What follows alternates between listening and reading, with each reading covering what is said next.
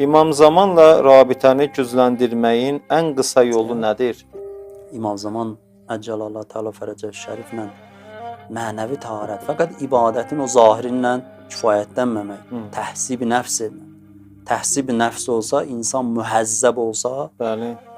o artıq mən həmişə deyirəm ki, sanki bir növ Allahın qoyduğu elə bir avtomatik mexanizmdir bu. Yəni sanki orada da artıq bir adamda ki, taharət yarandısa, Bəli. ondan o tərəfi sanki sənin ixtiyarında deyil. Allah bu qanunu, bu təkvini bir qanundur sanki.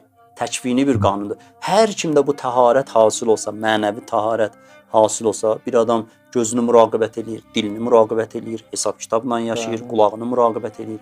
Qəlbində o taharət yarandı. Hətta qabaqlar da demişik, məsələn başqa məzhəbdədir.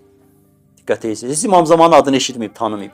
Amma bu Allahın halal haramına, nə bilim bəzi mühüm müstəhbat, bu gecə namazı kimi filan, Allahla ünsü hamısı öz yerindədir.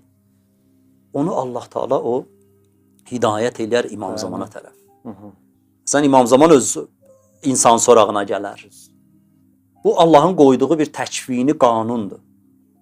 Övliyalara Allah Taala qanun qoyub. Onlar da mükəlləfdir.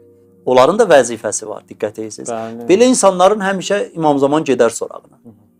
Tək insan özü İstər-istəməz bəli, yavaş-yavaş ilham olar. Əsən özü onun axtarışında, o içərdən o qabaq o fikirlər yox idi insanda. Allahın hidayəti, mələkə insana ilham eləyir də. Bəli.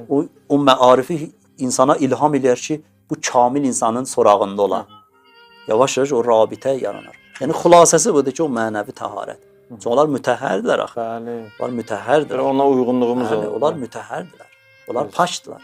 Hər nə qədər taharətimiz çox olsa, bir o qədər onlara yaxınlaşar.